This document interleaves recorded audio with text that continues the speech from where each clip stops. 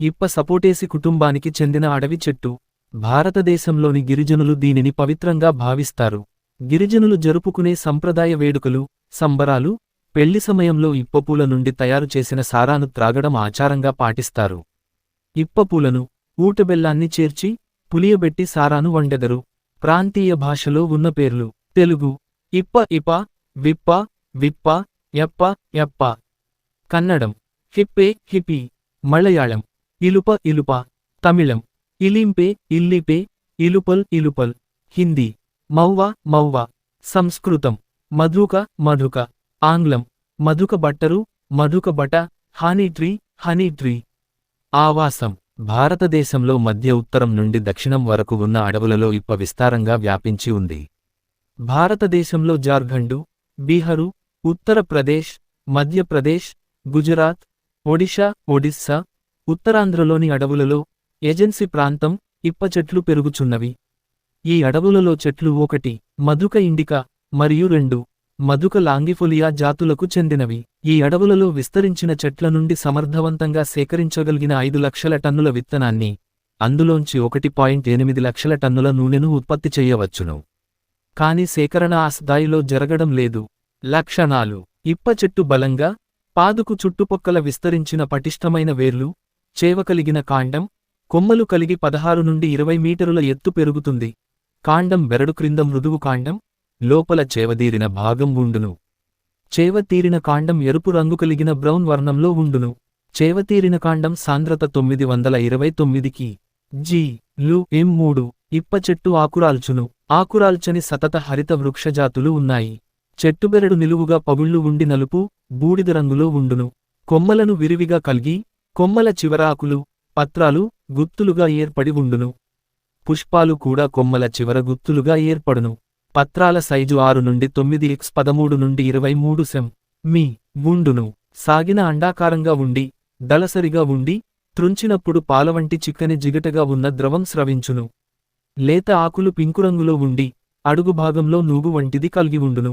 చెట్టు 8 నుండి 15 సంవత్సరంల వరకు బలిష్టంగా మారును. 60 సంవత్సరంల వరకు పుష్పించును. ఎండకాలం ముందు ఫిబ్రవరి, ఏప్రిల్ నెలలో ఆకురాల్చును. ఆ సమయంలోనే కస్తూరి వాసన కలిగిన పూలు పుష్పించడం మెదల్వవుతుంది. వాడిన పూలదళాలు సాధారణంగా ఉదయ సమయంలో రాలును. ఒక చెట్టు నుండి 100 నుండి 150 కిలోల పూల రెక్కల దిగుబడి ఉండును. ఇలా రాలిపడిన పూలను సేకరించి నీడలో ఆరబెట్టెదరు. ఫలదీకరణ తరువాత 2 నెలకు కాయలు పక్వానికి వచ్చును. జూన్, జులై నాటికి కాయలు పూర్తిగా పండి, విత్తానాలు ఏర్పడును. కాయ పండు, ఆండాకారంలో చిన్న కాయలా ఉండును. పండుపై లోపలి భాంలో గుజ్జు, దాని దిగువన గింజ ఉండును. ఒక చెట్టు నుండి ఏడాదికి 60 నుండి 80 కిలోల విత్తనం పొందవచ్చును. పెద్ద చెట్లు అయిన 100 కి.జీ.ల వరకు విత్తనాన్ని పొందవచ్చును. విత్తనంలో 30 నుండి 35% వరకు నూనె, 14 నుండి 16% వరకు ప్రోటీనులు ఉండును.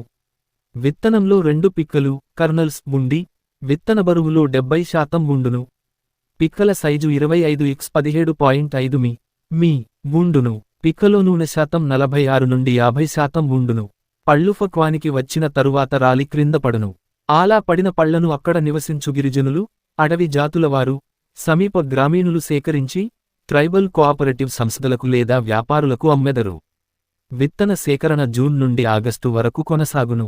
పండి, రాలి క్రింద పండిన పళ్లను అలాగే వదిలివేసిన తేమతగినంతగా లభించినచో అవి మొలకెత్తడం మొదలుపెట్టును. అందుచే విత్తనాలు రాలిపడటం మొదలైన వెంటనే వాటిని సేకరించడం మొదలు పెట్టవలెను. సేకరించిన పళ్ల నుండి నూనె గింజలను వెంటనే వారములోపుగా వేరుచేయుదురు. కాయలను నుండి వేరుచేసిన గింజలను కళ్లంలో ఆరబెట్టి తేమ శాతం 6%కు వచ్చిన తరువాత గన్నిబస్తాలలో నిలువ చేయుదురు.